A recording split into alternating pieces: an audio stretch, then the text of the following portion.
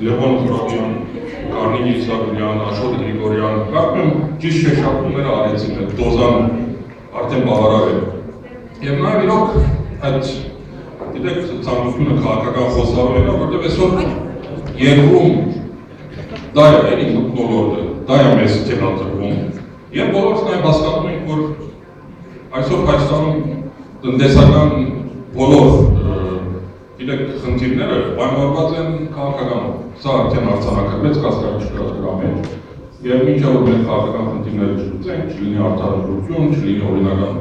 իշխանություններ, իսկապես բոլոր այն տնտեսական ծրագրերը, որի մասին մենք կարող ենք երկար խոսել, դժվար կլինի իսկապես իրականացնել։ Բայց նորից եմ ասում, որ դե թեման տնտեսական է, մի քիչ փորձենք տնտեսականից խոսել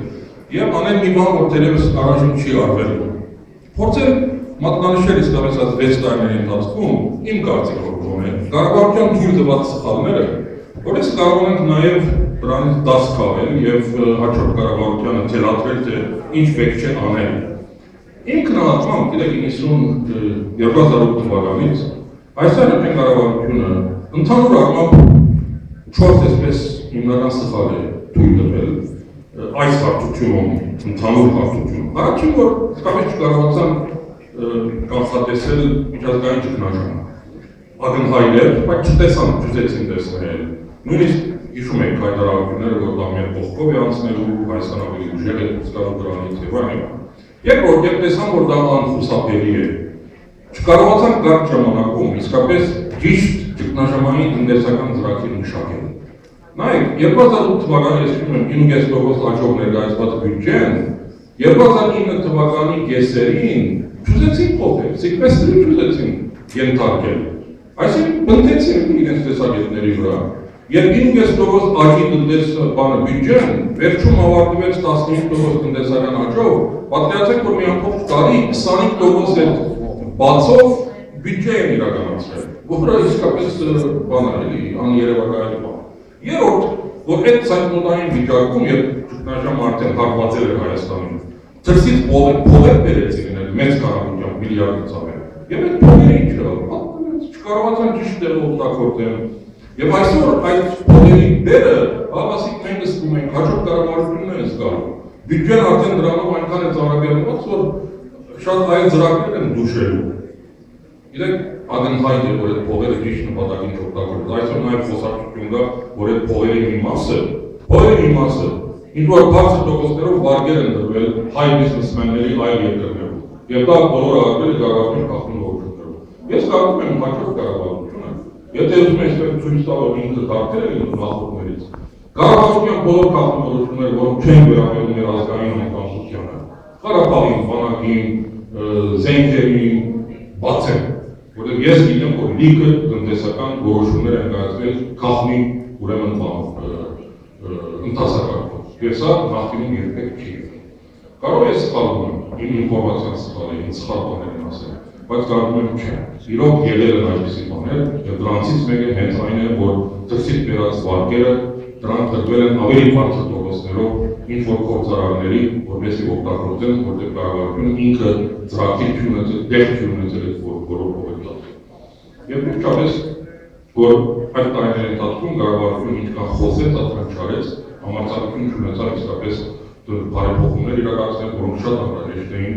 քոնեն ճգնաժամային պայմաններում դրախտի ռեսուրսներ բերելու։ Եթե որևէ բարեփոխում արեցին ճակերտավոր, դրանք ոչ թե նպաստում էին տնտեսական աճին, այլ ընդհանրապես խաթարում էին։ Եվ այդ բոլորը հավաստիկ այդ 4-ը միասին վերցած մեզ բերեց այն վիճակում ինչ այսօր կանք։ Սա ընդհանուր։ Երկրորդը խորհրդական արդեն քաղաքականության առումով։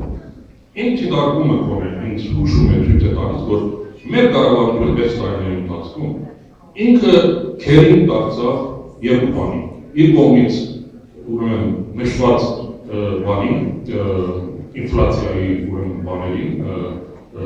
մակարդակին, այսինքն սղաճի դեմ պայքարի եւ բյուջեի իրականացմանը։ Կառավարության թիրախը սրանք են եղել այս 6 տարիների ընթացքում։ Ես կարծում եմ, որ մեր ծրագիրը, որ արդեն այդպես է ընթացում, հաջորդ կառավարությունը էապես պետք է փոխի այդ թիրախները եւ թիրախ նշանակի որպես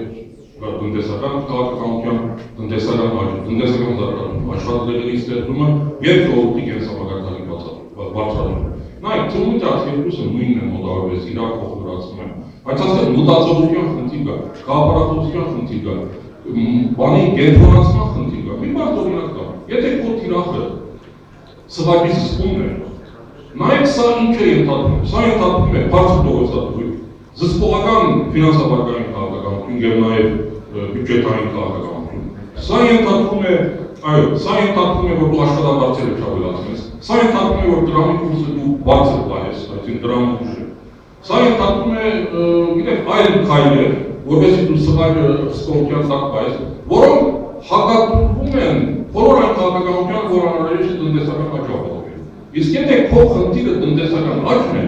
ես չեմ ասում, որ արհամարենք սվագը, բայց սվագի զսպումը դիտարկենք տնտեսական աճի կոնտեքստի մեջ։ Այստեղ շեշտադրումների խնդիր է։ Եթե քո շեշտադրումը որ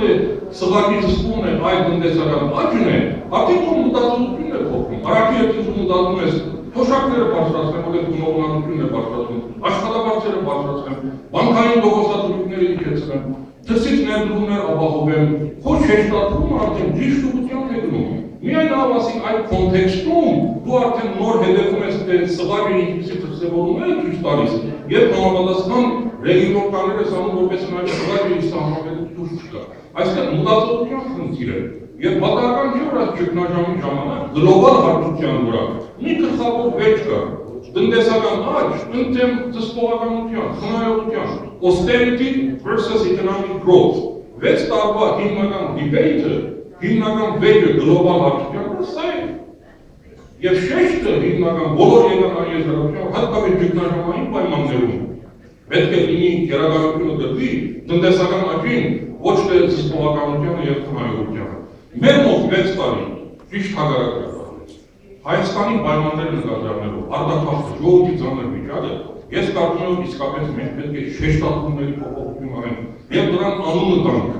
Դա քենսիական քաղաքականություն չվախենանք, ասենք, ընդլայնված ֆինանսաբանկային քաղաքականություն, ընդլայնված հարկաբյուջետային քաղաքականություն, եւ դա լինի իսկապես մեր առանցքը, եւ դա կարող է իսկապես բերել տնտեսական ուրեմն առաջընթացի։ Բայց չմոռանանք երկու այլ մեկը բարեփոխումները, այնպիսի հատկապես բարեփոխումները նպաստի այդ տնտեսական աճին, իսկ երկրորդ քաղաքական խնդիրների լուծումը, որը ինչպես ես սկսեցի իմ ելույթը, այսօր գլխավորն է, առանց դրան իսկապես մենք ոչ մի տնտեսական քաղաքականություն, ոչ մի տնտեսական ծրագիր չենք կարող իրականացնել։ Շնորհակալ։ Շնորհակալություն, պարոն Օսկանյան, իսկապես դուք իրավացի եք։